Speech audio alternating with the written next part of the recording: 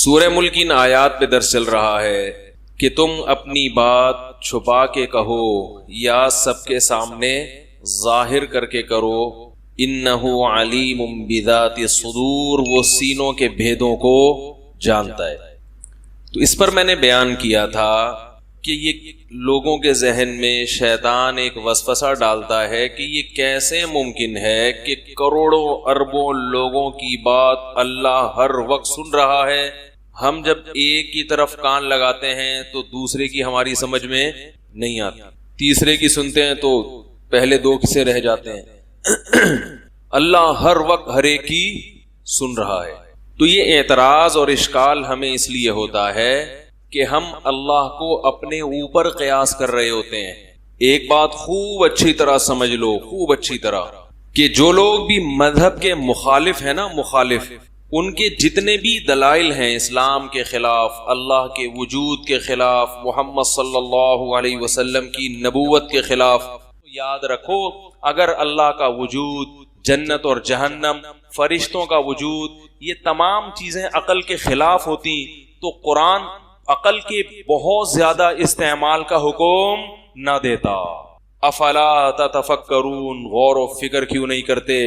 ان فی خلق السماوات والارض لآیات لأولی الالباب، فرمایا آسمانوں اور زمینوں کے پیدائش میں عقل والوں کے لیے نشانیاں ہیں. افلا تعقلون، عقل سے کام کیوں نہیں لیتے؟ افلا یتدبرون، تدبر کیوں نہیں کرتے؟ خوب اچھی طرح گہرائی میں گھس کے غور کیوں نہیں کرتے؟ ام علی قلوب اقفالها، دلوں پہ تالے پڑ گئے ہیں، سوچتے کیوں نہیں ہو؟ اور یہ کہتے ہیں کہ ہماری عقل، ہم عقل سے فیصلہ کراتے ہیں. اگر عقل سے فیصلہ کرا رہے ہوتے میرے بھائی تو بے عقلی کی باتیں نہیں کر رہے ہوتے. تو یہ کہہ رہے سائنسدانوں کی سمجھ میں فرشتے نہیں آ رہے، تو سائنسدان کی سمجھ میں تو دوسرا سائنسدان نہیں آ رہا ہوتا، بعض دفعہ اس کی تحقیق نہیں آ رہی ہوتی. تو ہر چیز کو اللہ نے ایک محدود صلاحیت دی ہے. آنکھ کی ایک محدود صلاحیت، کانوں کی ایک محدود صلاحیت، سونگنے کی ایک محدود صلاحیت، تو سوچنے کی بھی اللہ نے ایک محدود صلاحیت دی ہے. اس سے آگے دماغ اس پہ ریسرچ کر ہی نہیں سکتا ہے. تو یہ جو چیزیں ہیں فرشتوں کا وجود، یہ ہمیں اسلام سے پتہ چلی ہیں. اگر اسلام کا برحق ہونا ثابت ہو جائے دوسرے دلائل سے تو اسلام جو بات کہے گا اس کا برحق ہونے کے لیے الگ سے دلیل کی ضرورت نہیں ہوگی. جیسے جج کے سامنے دو گواہوں کا برحق ہونا ثابت ہو جائے کسی اور دلیل سے، تو جو دو گواہ کسی اور کے حق میں جب گواہی دیں گے تو اس گواہی کے لیے جج کے پاس الگ سے دلیل ہونا ضروری نہیں ہے، کیونکہ جج سے کے سامنے اس دلیل سے ایک چیز ثابت ہو گئی ہے جس دلیل کا برحق ہونا کسی اور دلیل سے ثابت ہو گیا ہے. بہت مشکل. تو فرشتوں کا جو وجود ہے اس کا برحق ہونا ایسی دلیل سے ثابت ہے جس دلیل کا برحق ہونا کسی اور دلیل سے ثابت ہے. وہ دلیل کیا ہے وہ ایک الگ ٹاپک ہے، ابھی میں اس پہ بات نہیں کروں گا. تو اسلام کا برحق ہونا اتنے دلائل سے ثابت ہو چکا ہے کہ اب اسلام جو دعوے کرے گا ان میں ہر دعوے کے لیے آپ کے پاس دلیل کا ہونا ضروری نہیں ہے. کیونکہ اگر ہر دعوے کے لیے دلیل کا ہونا ضروری ہوتا تو پھر اسلام کی دلیل کی کیا ضرورت تھی آپ کو؟ ارے بھائی جج نے دو گواہ بلائے کہ بھائی یہ بندہ صحیح کہہ رہا ہے غلط کہہ رہا ہے، تم گواہی دو.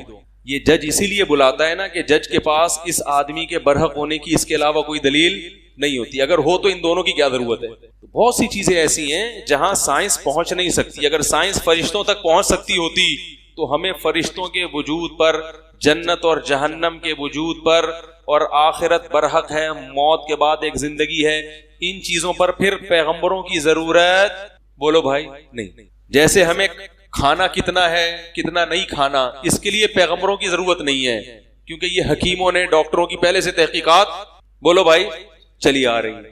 پیغمبر آتے ہیں شریعت بتانے کے لیے. تو فرشتوں کا جو وجود ہے یہ قرآن و سنت سے بھی ثابت، پھر تورات اور انجیل سے بھی ثابت ہے. یہ حضرت موسیٰ علیہ السلام، عیسیٰ علیہ السلام، یہودی بھی مانتے ہیں، عیسائی بھی مانتے ہیں، مسلمان بھی مانتے ہیں، تمام پیغمبروں نے بتایا ہے. اور یہ بھی بتایا کہ یہ انسان کی مدد بھی کرتے ہیں اور انسان کو اللہ کے حکم سے نقصان بھی پہنچاتے ہیں. تو اگر وہ چیز لیبارٹری میں نہیں آئی تو یہ اس کی علامت نہیں ہے کہ اس کا وجود ہے ہی نہیں. قرآن کہہ رہے لہو معقبات من بین یدیہ ومن خلفہ یحفظونہ من امر اللہ. اللہ فرماتے ہیں پے در پہ ایسے فرشتے آنا جانا لگا رہتا ہے جو اللہ کے حکم سے انسان کی حفاظت پہ مامور ہیں.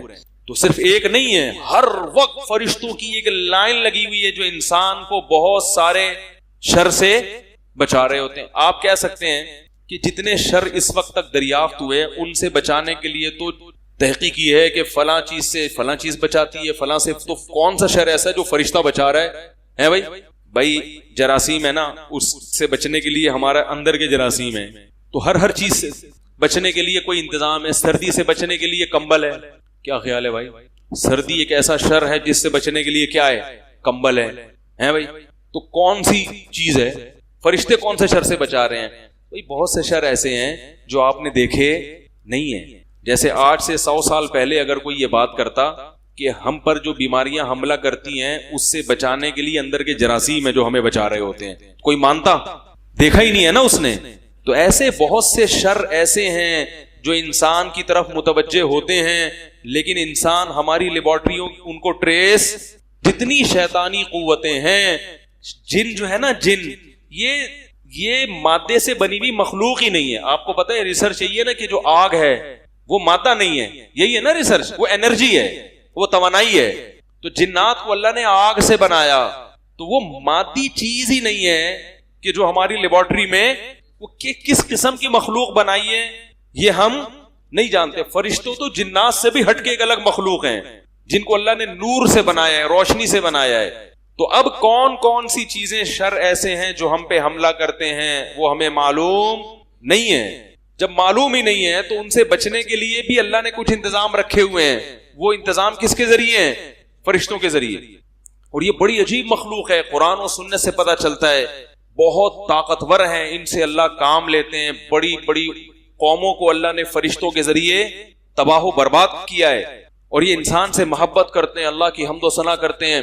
یہ ساری صفات قرآن و سنت نے بیان کی ہیں, اور ان میں کوئی بات بھی عقل کے خلاف نہیں ہے. بھائی ہو سکتا ہے ایسی مخلوق ہو سکتا ہے ہمیں اس قسم کی چیزیں نقصان پہنچا رہی ہوں, ایسی مخلوقات ہوں جو ہم نے دیکھی. بھائی ہم نے تو جراثیم دیکھ لیا نا, اور بھی تو مخلوقات ہو سکتی ہیں. یہ کون دعویٰ کر سکتا ہے کہ ساری کائنات کی ہر چیز میری سمجھ میں آ گئی ہے؟ یہ دعویٰ کرنا ہی حماقت ہے. میرے ساتھ ایسا ہوا تھا ایک دفعہ, میں وہ کام کر رہا تھا, تو وہ ابھی چھوڑو, پھر میرے واقعہ پہ کلپ بنا دیں گے لوگ. بہت بڑے بزرگ ہیں, کرامت مفتی صاحب کی. پھر جو بزرگ مانتے ہیں وہ واہ واہ, اور جو نہیں مانتے وہ گالیاں لکھ رہے ہوں گے. ٹھیک ہے نا, یہ مارکیٹ میں یہ چل رہا ہے. تو یہ جو ہے نا فرشتوں کے ذریعے مدد, یہ مشاہدے پر مبنی حقیقت ہے. بچا لیتے ہیں فرشتے انسان کو. کوئی ایسی دھکا دے دیتے ہیں, بعض دفعہ ایسا بھی ہوتا ہے, گاڑی آ رہی ہے, کئی واقعات ہوئے ہیں, پیچھے سے بس آ رہی ہے, اور کیا ہوا ہے. ایک چھوٹا سا واقعہ میں بتاتا ہوں, اس میں کرامت کا اتنا عنصر نہیں ہے, کرامت کا عنصر نہیں ہے, چونکہ اس میں کی لاجک بھی ہے, اس لیے وہ بتا دیتا ہوں. مجھے یاد ہے میں ایک دفعہ جا رہا تھا, تو ہم بچے تھے نا, ہماری عادت تھی ٹیکنیکل قسم کے کچھ الٹے سیدھے کام کرنے کی, کوئی یونیک قسم کا مارکیٹ میں کام لے کر آئے. تو وہ تندور سے گھر والوں نے روٹیاں لینے کے لیے بھیجا, تو میں روٹیاں لے کے آ رہا ہوں, تو میرے ساتھ میرے کزن بھی. ہم نے کہا اوپر دیکھ کے چلتے ہیں آسمان. بچے تھے نا, نئی شرارتوں کا شوق ہوتا ہے. کیونکہ وہ تقریباً 1 کلومیٹر کا فاصلہ تھا, تو ہم نے کہا کہ ہم اتنے دنوں سے تندور آ رہے ہیں, اب یہ تجربہ کرتے ہیں کہ اوپر دیکھ کے ہم گھر تک پہنچ سکتے ہیں کہ نہیں پہنچ سکتے. یعنی اندازے سے چلتے ہیں, ستاروں کو دیکھ کے. نہیں آ رہی سمجھ میں؟ اوپر دیکھ کے, آسمان پہ دیکھ کے چلیں گے, چلتے چلتے نا اندازے سے کون پہنچتا ہے اور کون کہیں اور نکل جاتا ہے. اب کیسی بے وقوفی بھائی, کچھ اللہ. لیکن بچوں تو بچے ہوتے ہیں. اب مجھے یاد ہے میں اوپر دیکھ رہا ہوں, اور دیکھتے دیکھتے دیکھتے دیکھتے جا رہا ہوں, مجھے خیال آیا بھائی کہیں بس سے نٹ, کیونکہ سڑک بھی تھی, کوئی ٹکرا نہ جاؤں. بالکل ایک پوائنٹ پہ آ کے نا مجھے خیال ہوا ہے کہ ایک دفعہ نیچے دیکھ لو. نیچے دیکھا, کھلا ہوا گٹر. ایک قدم اگر آگے ہوتا تو یہ واقعہ سنانے والا آج اس کائنات میں موجود, آپ کہتے بھائی ایک تھے, آپ کیا کہتے ہیں, بلکہ کہتے ہی نہیں. ہمارے گھر والے کہہ رہے تھے بھائی ہمارا ایک بچہ تھا, والدین کہہ رہے تھے ایک بچہ تھا. تو اور مرا کیوں, وجہ موت کسی کی سمجھ میں. جتنے بھی محققین بیٹھتے وہ لکھتے کہ بچہ اللہ نہ کرے کیوں مرا, کسی کی سمجھ میں نہیں آتا, کیونکہ اس اسٹائل میں تو کوئی بھی نہیں مرا ہوگا بھائی صاحب. تو پھر مجھے اندازہ ہوا کہ بھائی ایسا تجربہ آئندہ. لیکن دیکھو اتنا لمبا فاصلہ میں نے طے کیا, بالکل جب اس کے کنارے پہ پہنچا ہوں اور اگلا قدم گٹر میں, تو یہ عین ممکن ہے کوئی اللہ کی طرف سے کوئی مخلوق ہو جس نے گردن کو نیچے, کیونکہ موت کا وقت نہیں آیا نا, اللہ نے کہا نیچے دیکھ لو ابھی, ٹھیک ہے نا. یہ واقعہ تم نے سنانا بھی ہے. یہ بھی ممکن ہے کوئی اتفاقی واقعہ ہوا ہو, بس اللہ نے بچایا تو اللہ نے دل میں ڈال دیا. تو ایسے کام بعض دفعہ اللہ فرشتوں سے بھی لیتا ہے, وہ آ کے گردن موڑ دیتے ہیں آپ کی, ٹھیک ہے نا. دل میں خیالات بھی ڈالتے ہیں فرشتے, دل میں خیالات بھی ڈال دیتے ہیں. جیسے جنات دل میں خیالات ڈالتے ہیں وساوس، ایسے ہی فرشتے بھی دل میں خیالات ڈالتے ہیں. دوست ہوتے ہیں انسان کے. جنات جیسے دشمن ہے تو فرشتے کیا ہیں؟ دوست ہیں. وہ اچھے خیالات ڈالتے ہیں. تو بعض دفعہ وہ خیال ڈال دیتے ہیں، اللہ تعالیٰ اس کے دل میں ڈال دیتے ہیں، اس کو بولو نیچے دیکھو، بس بہت ہو گیا مذاق، نیچے دیکھو. نیچے دیکھا تو گٹر ہے. تو اتنا اللہ کا شکر ہے. ہم نے کہا بھائی آئندہ اس قسم کا مذاق نہیں ہوگا. دوڑ لگا لیں گے کون پہلے پہنچتا ہے. ٹھیک ہے نا، اوپر دیکھ کے نہیں چلنا. تو قرآن میں ہے نا کہ تتنزل علیہم الملائکۃ الا تخافوا ولا تحزنوا وابشروا بالجنۃ التي کنتم توعدون. اللہ فرماتے ہیں جو لوگ دین کے راستے پہ آتے ہیں، مجاہدے کرتے ہیں، قربانیاں دیتے ہیں، تو صرف اتنا نہیں ہے کہ ان کو جنت کا یقین ہے، آ رہے ہیں، ان کو فرشتوں کی طرف سے بشارتیں بھی ملتی رہتی. فرشتے ان کے کان میں آ کے کہتے رہتے ہیں، ان کے دل میں آ کے خیالات ڈالتے رہتے ہیں، ان قریب یہ آزمائش ختم ہونے والی ہے، ان قریب یہ آزمائش ختم. بشارتیں کہ اس جنت کی خوشخبری قبول کرو جس کی وسعت آسمانوں اور زمینوں سے زیادہ ہے. تو فرشتوں کی طرف سے باقاعدہ تسلیاں ملتی ہیں انسان کو. چونکہ ان لوگ کو ملتی نہیں ہے نا، کوئی دین پر چلتے ہی نہیں ہے، تو نہ تسلیاں ملتی ہیں، نہ قربانی ہے، کچھ بھی نہیں ہے، تو یہ انکار کر دیتے ہیں. جن کو ملتی ہے ان سے پوچھو، وہ کہتے ہیں ہمیں الحمدللہ. میں نہیں کہہ رہا کہ مجھے ملتی ہے، میں تو کوئی اتنا نیک آدمی اللہ کہ مجھے بنا دے، لیکن جن کو ملتی ہیں اس کے بہت واقعات ہیں جن کو فرشتوں کی طرف سے کیا ملتی ہیں؟ تسلی، صبر کی. تبھی تو ان کا صبر بہت زیادہ ہوتا ہے. اور اللہ فرماتے ہیں کہ فساء قرینا، کہ جو لوگ دین کے خلاف چلتے ہیں اللہ شیطان کو، جنات کو ان کا دوست بنا دیتا ہے، اور وہ جنات ان کے دل میں الٹے الٹے خیالات ڈالتے رہتے ہیں. یخرجوہم من النور الی الظلمات، ان کو سیدھے راستے سے اندھیروں کی طرف. ہر آنے والا دن پہلے سے زیادہ برا. تو جو لوگ مذہب کے خلاف ہیں ان کی دیکھو نا، ہر آنے والا دن پہلے سے کیا ہوتا ہے ان کا؟ بدتر، بدتر سے بدتر ہوتا چلا جاتا ہے ان کا ہر آنے والا دن.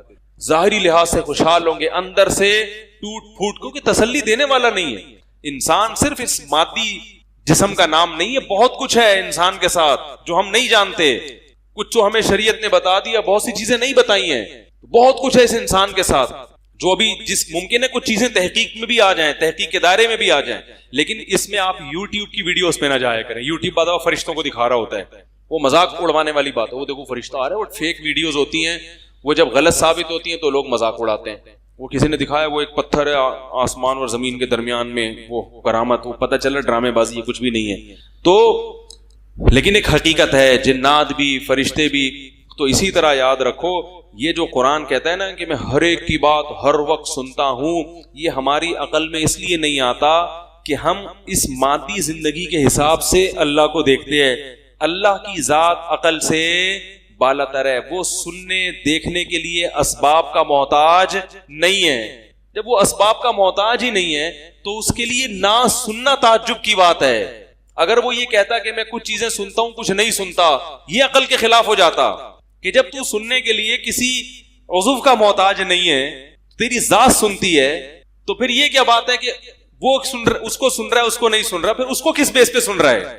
نہیں آ رہی بات میرا خیال ہے. اس کو کس بیس پہ سن رہا ہے؟ تو سب کو سن رہا ہے، نہیں سن رہا تو کسی کو بھی نہیں. اگر قدرت ہے تو ہر چیز کی ہے، نہیں ہے تو کسی چیز کی بھی نہیں ہے. تو اللہ کا علی کل شیء قدیر ہونا، اللہ کا ہر چیز کا سننا، یہ عقل کے خلاف نہیں ہے. یہ دعویٰ عقل کے خلاف ہے کہ کچھ چیزیں سنتا ہے اور کچھ نہیں سنتا. یہ عقل کی، جیسے مشرکین یہ کہتے ہیں کہ اللہ نے فلاں معبود کو یہ اختیار دیا، فلاں کو یہ اختیار، وہ اپنی مرضی سے جو چاہیں کر سکتے ہیں. تو اللہ نے کہا کہ ان کے پاس کچھ کرنے کی وہ طاقتیں نہیں ہیں. جس کے پاس طاقت ہوتی ہے اسباب سے ہٹ کے کچھ کرنے کی، پھر وہ سب کچھ کر سکتا ہے. کیونکہ جب آپ کچھ کرنے کے لیے کسی سبب کے محتاج نہیں ہو تو آپ کے پاس ماورائی طاقتیں ہیں، پھر تو جو چاہے کرو. آپ ایسا معبود نہیں ہو سکتا جو کچھ تو کر سکتا ہو اور کچھ نہیں کر سکتا ہو. یہ نہیں ہو سکتا. کرے گا تو سب کچھ کرے گا، نہیں کرے گا تو کچھ بھی نہیں کر سکتا. تو اس لیے اللہ نے فرمایا کہ اسروا قولکم او اجہروا بی، اپنی باتوں کو چھپا کے کرو یا سب کے سامنے ظاہر کر کے. انہ علیم بذات الصدور، وہ سینوں کے بھیدوں کو بھی جانتا ہے. کیونکہ جب وہ جانتا ہے تو جاننے میں پھر چھوٹی بات ہو بڑی بات ہو، سوچنے کی حد تک ہو یا بولنے کی حد تک ہو، پھر سب چیزیں اس کے اختیارات کے دائرے میں آتی ہیں. کوئی چیز پھر اس کی دسترس سے باہر نہیں ہے. تو اسی لیے اللہ نے آگے فرمایا کہ جب وہ سب کچھ الا یعلم من خلق، فرمایا جس نے پیدا کیا وہ سن نہیں سکتا. کیا مطلب؟ بھائی پیدا کرنے کی بھی کوئی لاجک نہیں ہے، زیادہ مشکل کام ہے. کسی چیز کو بنانا زیادہ مشکل ہے، اس کے معاملے میں نالج رکھنا یہ نسبتاً آسان ہے. تو جو مشکل کام جس نے کر کے دکھا دیا بغیر کسی سبب کے تمہیں بنا دیا، جو آج تک سائنسدانوں کی سمجھ میں نہیں آ رہا، الٹی سیدھی تھیوری لا رہے ہیں، کوئی کہہ رہا ہے یوں بنا تھا، کوئی کہہ رہا بندر تھا. وجہ کیا ہے کہ جب سمجھ میں نہیں آ رہا تو بجائے اس کے کہ اعتراف کر لیں یار ہماری سمجھ میں نہیں آ رہا، ٹھیک ہے نا، بس اللہ نے بنا لیا، اس اعتراف کرنے کے بجائے کچھ نہ کچھ تھیوری گڑتے رہیں گے کہ نہیں اس طرح ہوا ہے، اس طرح ہوا ہے، اس طرح ہوا ہے. میں تو سائنسدانوں سے اللہ کا انکار کرتے کہتے ہیں تم صرف یہ ثابت کر دو نا خربوزہ کیسے بنا ہے، خدا کی قسم مان لوں گا میں. ایک خربوزے کا وجود میں آنا یہ اتفاق سے ممکن نہیں ہے. کیسا عجیب ہے کہ آپ خربوزے کا بیج بوتے ہیں، خربوزے کے بیج زمین میں ڈالا، کھاد مٹی پانی سے بیل نکلی، اس میں دوبارہ سے خربوزے نکلے، ان میں دوبارہ وہی بیج ہے، پھر اس سینکڑوں بیج، پھر اس بیج میں سے ہر ایک بیج میں وہی صلاحیت. جتنے بیج ہیں ان سب کو دفن کر دو، ہر بیج سے اسی طرح بیلیں، اسی طرح ہزاروں لاکھوں خربوزے، ہر خربوز میں کروڑوں بیج، پھر ان کروڑوں بیجوں کو زمین میں ڈالو، کروڑوں سے اربوں. یہ سائیکل جو چل رہا ہے، اس سائیکل کی ابتدا کیسے ہوئی بھائی؟ اگر اس میں چینجنگ ہو رہی ہیں شروع سے تو پھر اب کیوں نہیں چینجنگ ہو رہی؟ اور اللہ نے ہمیں حکم دیا سید الانبیاء سے جب تک محبت نہیں ہوگی تو میں اپنی محبت کو بھی تسلیم نہیں کروں گا.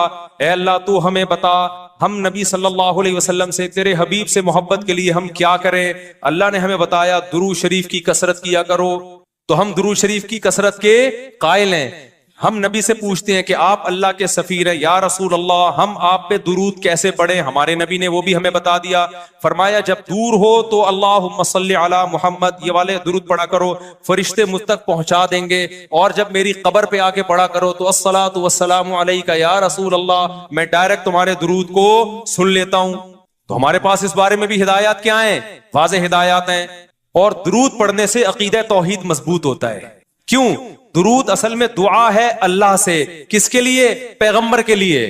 اس میں اور عقیدہ بنتا ہے کہ بھائی پیغمبر بھی اللہ کی رحمت کے محتاج ہیں، تبھی تو ہمیں کہا جا رہا ہے پیغمبر کے لیے دعائیں مانگو. ہاں ہماری دعا کے محتاج نہیں ہے، اللہ نے تو ویسے بھی پیغمبر پہ رحم کرنا ہے، لیکن ہم انگلی کٹا کے اپنا نام شہیدوں میں لکھوا لیتے ہیں. تو ہمیں اللہ نے اپنے حبیب سے محبت کے اظہار کا یہ موقع دے دیا. ہم جب پیغمبر سے پوچھتے ہیں یا رسول اللہ، ہر عبادت کے لیے کوئی خاص وقت ہوتا ہے جس میں اس عبادت کی فضیلت بڑھ جاتی ہے. روزہ عام دنوں میں رکھو 3 روزوں کا ثواب، 10 نیکیوں 10 روزوں کا ثواب، رمضان میں رکھو گے تو ثواب بڑھ جائے گا. تو یا رسول اللہ ہم آپ پہ جب درود پڑھے تو کوئی ایسا دن ہے، کوئی ایسا ٹائم ہے جس میں درود پڑھنے سے ہمیں ثواب زیادہ ملے گا؟ آپ صلی اللہ علیہ وسلم نے فرمایا ہاں، جمعے کے دن درود پڑھنے کا ثواب، حدیث کا مفہوم ہے، عام دنوں سے زیادہ ہے. اس لیے ہمارے جتنے بھی اکابر ہیں وہ جمعے کے دن درود شریف کی کثرت کیا کرتے تھے. یا رسول اللہ آپ اللہ کے حبیب ہیں، اللہ نے قرآن میں حکم دیا ہے من یطیع الرسول فقد اطاع اللہ، جو پیغمبر کو فالو کرے گا، پیغمبر کی بات مانے گا، وہ ایسے ہی ہے جیسے اللہ کی. تو آپ ہمیں بتائیے درود شریف ہم نے بلند آواز سے پڑھنا ہے یا آہستہ آواز سے؟ ہمارے نبی نے ہمیں تلقین کی کیسے؟ آہستہ آواز سے. یا رسول اللہ درود ہم نے انفرادی طور پہ پڑھنا ہے یا جتھے بنا کے پڑھنا ہے؟ آپ صلی اللہ علیہ وسلم نے فرمایا دیکھو آخر میں ایک جنتی فرقہ ہوگا، وہ ہوگا جس پر میں اور میرے صحابہ کا عمل. صحابہ نے جتھے بنا کے درود کی محفلیں نہیں لگائی ہیں. جس صحابی کو جہاں موقع ملا انہوں نے کثرت سے پیغمبر پر درود پڑھا. ہم نے اپنے اکابر کو دیکھا ہے، اپنے علماء کو دیکھا ہے، آج بھی بزرگان دین کو دیکھا ہے، کوئی مسجد کے اس کے کونے میں بیٹھ کے تسبیح ہاتھ میں لے کے درود شریف پڑھ رہا ہوگا، کوئی مسجد کے اس کونے میں بیٹھ کے. میرے شیخ اور اپنے علماء مشائخ کو میں نے دیکھا ہے جب مسجد نبی میں جاتے ہیں 2 گھنٹے 1 گھنٹے 2.5 3 گھنٹے عصر سے مغرب تک کا پورا ٹائم پیغمبر صلی اللہ علیہ وسلم کے روضہ رسول کے نبی کے روضے کے قریب سارا ٹائم درود شریف میں گزار دیتے ہیں. یہ وہ طریقہ ہے جو پیغمبر سے محبت کا اظہار کا اللہ نے آپ کو بتایا ہے. اے اللہ ہم اور کس طرح سے آپ سے محبت کا اظہار کر سکتے ہیں؟ اللہ نے فرمایا کہ جو پیغمبر سے محبت کرنا چاہتا ہے اسے پیغمبر کے اخلاق اور عادات اپنی زندگی میں لانے پڑیں گے. ہمارے پیغمبر صلی اللہ علیہ وسلم جب رات کو تہجد کے لیے اٹھتے تھے تو اس کا خیال کیا کرتے تھے کسی کی آنکھ نہ کھلے. جب رات کے وقت آپ گھر میں تشریف لاتے اتنا آہستہ آواز سے سلام کرتے کہ جو جاگ رہا ہے وہ جواب دے دے, جو سو رہا ہے اس کی آنکھ نہ کھلے. لیکن ہم پیغمبر سے محبت کا اظہار کیسے کرتے ہیں؟ موبائلوں کے سگنل کیا ہو گئے؟ بند. یہ محبت کا اظہار کا کیا ہے؟ اتنے بڑے بڑے جلوس, ناچ گانے اور جو میوزک, موسیقی اور تھرکنا اور بھڑکنا اور روڈ بلاک کر دینا, سیکیورٹی کے مسائل کا کھڑا ہو جانا گورنمنٹ کے لیے, اور کس قدر لوگوں کو تکلیف اور اذیت پہنچنا. تو یہ پیغمبر صلی اللہ علیہ وسلم کی سیرت بولو نہیں ہے. یا رسول اللہ, ہم آپ سے محبت کے اظہار کے لیے کون سا حلوہ پکا سکتے ہیں؟ ہم نبی سے محبت, جب تک پیغمبر سے محبت نہ ہو ایمان قابل قبول نہیں ہے. لیکن محبت کا انداز وہ ہوگا جو اللہ کے رسول نے بتایا ہے. یا رسول اللہ, ہم آپ کی یاد میں کون سا حلوہ پکائیں, کتنی بریانی کی دے گئے آپ کی یاد میں؟ نبی نے فرمایا جو مجھے یاد رکھنا چاہتا ہے وہ روزے رکھے. کیونکہ نبی صلی اللہ علیہ وسلم نے فرمایا, بخاری مسلم کی حدیث, بدترین برتن جو بھر جائے وہ انسان کا پیٹ ہے. یا رسول اللہ, ہم کتنا کھائیں آپ کی یاد میں؟ نبی نے فرمایا میری یاد میں مجھے خوش کرنا چاہتے ہو, اللہ کو خوش کرنا چاہتے ہو تو کھانا نہیں بلکہ کھانا چھوڑنا پڑے گا, ناغے کرنے پڑیں گے, روزے رکھنے پڑیں گے. آپ نے فرمایا بہترین روزہ داؤد علیہ السلام کا روزہ ہے, ایک دن روزہ ایک دن ناغا, ایک دن روزہ ایک دن ناغا. نہیں آئی بات میرا خیال ہے سمجھ میں؟ پیٹ بھرنے سے منع کیا, موٹاپے سے منع کیا. نبی صلی اللہ علیہ وسلم نے فرمایا, بخاری کی حدیث, سب سے بہترین امت میری, پھر اس کے بعد خیر القرون قرنی ثم الذین یلونہم ثم الذین یلونہم. پھر آپ نے فرمایا اس امت میں برائی آئے گی. وہ برائی کیا ہوگی؟ زیادہ کھانا, جس کی وجہ سے موٹاپا پھیل جائے گا. بخاری مسلم کی حدیث ہے. کھانے سے پتلا ہوتا ہے, موٹا ہوتا ہے. نبی فرما رہے میری امت میں جو سب سے پہلے برائی آئے گی جھوٹ اور موٹاپا. یہ بخاری کی حدیث ہے. ایک موٹاپا وہ ہوتا ہے جو نیچرلی ہوتا ہے, بہت سے اللہ والوں کو بھی ہم نے دیکھا ہے وہ بائی نیچر موٹے ہوتے ہیں, بھاری ہوتے ہیں, اس سے یہ کوئی گناہ نہیں ہے. تو صحابہ کرام میں بھی تھے. یہاں اس موٹاپے کی برائی بیان ہو رہی ہے جو حلوے مانڈے کھانے کی وجہ سے, چاہے 11ویں شریف کے نام پہ کھاؤ چاہے 12ویں شریف کے نام پہ نہ کھاؤ, جب کھاؤ گے اس سے خدا خوش نہیں ہوگا. کھانے سے پرہیز کرو گے تو خدا کیا ہوگا؟ خوش ہوگا.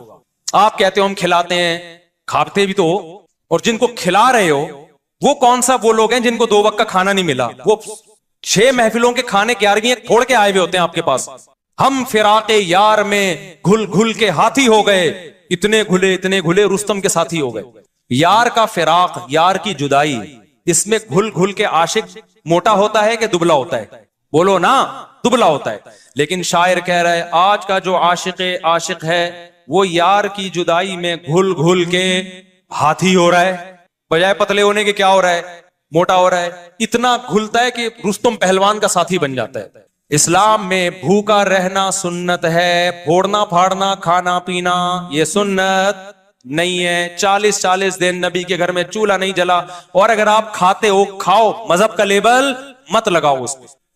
کھانے پر پابندی نہیں ہے, مذہب کا لیبل تو مت لگاؤ نا کہ یہ بہت ثواب کا. میں بھی جاتا ہوں, نہاری کھاتا ہوں الحمدللہ, پھوڑتا ہوں, لیکن یہ نہیں کہتا سنت پہ عمل کر رہا ہوں میں, یہ نہیں کہتا میں. دل چاہ رہا تھا کھا لیا ہم نے, متزل لا لیا, جو سامنے آیا کھا لیا. سنت کا لیبل نہیں. سنت جب ہے جب روزہ رکھوں گا, جس دن نہیں کھاؤں گا یار آج فاقہ کرو, پھر بتاؤں گا ولاگ بناؤں گا, دیکھو آج میں فاقے سے ہوں. سنت ہے یہ. پھوڑنے پھاڑنے کے بھی ولاگ ہم بناتے ہیں بس نہاری کے فضائل سنانے کے لیے, کتنی مزے کی. سنت سمجھ کے نہیں پھوڑتے آپ. آج ہماری سوسائٹی کھانے کو مذہب سمجھنا شروع کر دیا ہے. مذہب نہیں ہے کھانا, فاقے مذہب ہے, بھوکا رہنا مذہب ہے. وقت بہت ہو گیا, کہنے کے لیے بھی بہت کچھ ہے, لیکن کیا کریں. میرا مقصد کسی کا مذاق اڑانا نہیں ہے. ایک آخری بات کر کے اپنے بیان کو ختم کرتا ہوں. کل کوئی میرے سامنے کلپ آیا, اس کلپ میں کسی نے یہ کہا کہ غوث اعظم چاند پہ پہنچے تھے. اللہ عالم کسی کے پاس رپورٹ آئی ہوگی. اچھا, بہت سے لوگوں نے الٹا سیدھا لکھا ہوا تھا, برا بلا کہا ہوا تھا. کیا وہ کہہ رہا تھا کہ امریکہ تو بعد میں چاند پہ گیا ہے, غوث اعظم پہلے چلے گئے تھے. اچھا, نیچے سب ملے جلے کمنٹس آ رہے تھے نا. ایک نے بڑا اچھا کمنٹ کیا, اس نے کہا اگر کوئی غیر مسلم بھائی یہ کلپ دیکھ رہے ہیں تو خدا را اسلام کو برا نہ سمجھیں, یہ جھوٹی خبر ہے. سمجھ رہے ہیں؟ یعنی اس بندے کو یہ خیال ہوا کہ یار یہ ہمارے آپس کے مسئلے ہیں, چاند پہ گئے تھے نہیں گئے تھے یہ رپورٹیں ہم کرتے رہیں گے. لیکن غیر مسلم جب یہ مذہبی اسکالر سے یہ بات سنے گا تو وہ کہے گا کہ یار یہ ہے اسلام. یہ اس پہ فخر کر رہے ہیں کہ انگریز ایک تو جا نہیں رہے چاند پہ, ہیں جانا تو ہم کو چاہیے تھا نا. کیا خیال ہے؟ ایک تو جان ہی رہے ہیں، اوپر سے عذر لنگ بدتر از لنگ، عذر ایسا پیش کر رہے ہیں کہ ہم تو پہلے جا چکے ہیں۔ تو اس نے یہ لکھا کہ غیر مسلم کو کہا کہ کوئی غیر مسلم بھائی یہ دیکھ رہے ہو تو یہ اوریجنل اسلام نہیں ہے۔ یہ بڑا اچھا کمنٹس کیا، مجھے اس سے بڑا سبق ملا۔ میں نے کہا یار ہم ربیع الاول میں محرم میں جو کچھ بھی کریں یار، آپ دل کھول کے حلوے بھی کھائیں، مانڈے بھی، اور ناچیں بھی، اور گائیں بھی، اور جو بھی کرنا ہے کرو، غیر مسلم کو بس یہ بتا دو یہ اوریجنل اسلام نہیں، تاکہ وہ بدگمان نہ ہو۔ جب غیر مسلم محرم میں ہمیں ماتم کرتا ہوا دیکھے گا، خون بہاتا ہوا، وہ اس اسلام کی طرف مائل ہوگا؟ بولو نا۔ اس میں اٹریکشن نماز کو دیکھ کے مائل ہوتا ہے، روزے کو دیکھ کے مائل ہوتا ہے، حج کو دیکھ کے مائل ہوتا ہے، لیکن محرم میں جو ہم خون بہا رہے ہیں، اپنا ہی خون بہا رہے ہیں، اس عمل کو دیکھ کے غیر مسلم ہماری طرف مائل نہیں ہو۔ جو کچھ ربیع الاول میں ہم کر رہے ہیں، اس عمل کو دیکھ کے غیر مسلم اسلام کی طرف مائل نہیں ہوگا۔ تو آپ سب کچھ کرو، لیکن ہندوؤں کو، سکھوں کو بتا دو کہ یہ سچی مچی کا اسلام نہیں ہے۔ سچی مچی والا اسلام وہ ہے جس میں رمضان کے روزے ہیں، جس میں پیر جمعرات کا روزہ ہے، مسلمان صبح اٹھتا ہے، سحری کے وقت میں کھاتا ہے اللہ کے لیے، سارا دن بھوکا پیاسا رہتا ہے، شام کو جب افطاری پہ دسترخوان پہ بھوک پیاس کے بعد کھانا رکھا ہوتا ہے اور اس کے منہ میں جب پہلا نوالا جاتا ہے تو پھر یہ دعا پڑھتا ہے، ذهب الظما، پیاس چلی گئی، وابتلت العروق، رگیں تر ہو گئیں، وثبت الاجر انشاءاللہ، اور جس خدا کے لیے ہم نے بھوک پیاس برداشت کی ہے اس خدا نے ہمارے نام اعمال میں روزے کا اجر لکھ دیا ہے۔ غیر مسلم اس اسلام کو دیکھ کے متاثر ہوگا جس میں آپ ماں باپ کے قدموں میں جنت تلاش کر رہے ہوگے۔ غیر مسلم اس اسلام کو دیکھ کے متاثر ہوگا جس میں گرل فرینڈ کا، بھنگی اور چماروں والے رشتوں کا کوئی تصور نہیں ہے، جس میں عورت سے وفائے بیوی بنا کے گھر لے کر آؤ، اس کو، اس کی اولاد کے کفیل بن جاؤ۔ یہ ہے وہ پیارا اسلام جو کس نے دیا ہے؟ جو اللہ نے ہمیں دیا ہے، جس کو دیکھ کر لاکھوں کروڑوں غیر مسلم مسلمان ہوئے ہیں۔ اور جو اسلام کا رخ آج پیش کیا جا رہا ہے، دھرنے اور روڈ بلاک اور یہ سب، یہ والا اسلام کبھی بھی غیر مسلم اس کی طرف مائل نہیں ہوگا۔ تو جیسے اس نے غوث اعظم کی کوئی غیر مستند کرامت بیان کر دی نا، چاند پہ پہنچنے والی، اس کا کوئی ثبوت نہیں ہے، تو نیچے کسی نے کمنٹس کر دیے کوئی غیر مسلم بھائی، اس نے کے الفاظ تھے، غیر مسلم بھائی کو میں یہ بتاتا چلوں یہ سچی مچی والا اسلام نہیں ہے۔ تو آپ جو کچھ بھی کریں ایک بورڈ لگا دیں، بھائی یہ ہمارا اپنا اسلام ہے، یہ سچی مچی والا اسلام نہیں ہے۔ سچی مچی والے اسلام میں قبر ایک بالش سے اونچی نہیں ہوتی، سچی مچی والے اسلام میں قبریں پکی نہیں ہوتی، سچی مچی والے اسلام میں حلوے مانڈے نہیں ہوتے۔ پوری دنیا کے ڈاکٹر اس پر متفق ہیں کہ میٹھا کھانا انسان کی صحت کے لیے انتہائی نقصان دہ ہے۔ میں کینسر کے اسپیشلسٹ سے ملا ہوں، ان کا کہنا ہے کہ سگریٹ اتنی نقصان دہ نہیں ہے جتنے حلوے نقصان دہ ہیں۔ نہیں ہے میرا خیال بات سمجھ، سگریٹ سے زیادہ نقصان دہ کیا چیز ہے؟ حلوے، کیونکہ سگریٹ سے وزن نہیں بڑھتا، میٹھے سے وزن بڑھتا ہے، اور وزن بڑھنے سے بلڈ پریشر بھی ہے، شوگر بھی ہے، کینسر بھی ہے، پیسیوں بیماریاں ہیں۔ سگریٹ سے صرف کینسر ہے، یہ ڈاکٹر کی رپورٹ پیش کر رہا ہوں، ہوائی فائرنگ نہیں ہے، اس پہ ریسرچ پیپر بھی دکھا سکتا ہوں آپ کو۔ تو اسلام اس چیز کو کیسے پروموٹ کرے گا جس میں تیزے پہ بھی کھانا ہے، 40ویں پہ بھی کھانا ہے، 11ویں پہ بھی کھانا ہے، 13ویں پہ بھی کھانا ہے، اور جناب ربیع الاول پہ بھی کھانا ہے، 10 محرم کو حلیم کی دیگ ہے، ہر تھوڑے دن بعد کوئی نہ کوئی کھانے کا پروگرام چل رہا ہو۔ اسلام میں صرف ایک کھانا ہے، 2 کھانے خاندانی، ایک بقرعید کا کھانا، اس میں بھی میٹھا نہیں ہے، اس میں کیا ہے؟ گوشت۔ ایک عید الفطر کا کھانا، اس میں میٹھا ہے لیکن بہت تھوڑا، کھجور کے چند دانے، اور ایک ولیمے کا کھانا ہے جو شادی کے بعد ہوتا ہے، جو بعض لوگوں کو 4 دفعہ نصیب ہوتا ہے، اس میں بھی گوشت ہے، میٹھا نہیں ہے، اس میں بھی اولم ولو بشاتن، نبی نے فرمایا ولیمہ کرو اگرچہ بکرے کے ذریعے کیوں نہ ہو، ایک بکری کیوں نہ ہو۔ اسلام ایسی خوراکوں کو پروموٹ ہی نہیں کرتا جسے کھا کے آپ چوڑے ہو جائیں۔ گوشت کھا کے چوڑا نہیں ہوتا آدمی، موٹا نہیں ہوتا، کاربوہائیڈریٹ کم ہے اس میں، اور آپ میٹھے کو فوکس کر رہے ہو۔ یہ والا کیک، میرے پاس تو مٹھائی کے ڈبے لا کے نا لوگوں نے، جو آ رہا ہے مٹھائی کا ڈبہ لے کے آ رہا ہے گفٹ میں۔ میں پہلے گھر میں دیتا تھا، بچے کھاتے تھے، اب میں نے گھر میں دینا بھی چھوڑ دیا۔ میں نے کہا میں اپنے بچوں کو کیوں تباہ کروں اپنے ہاتھوں سے۔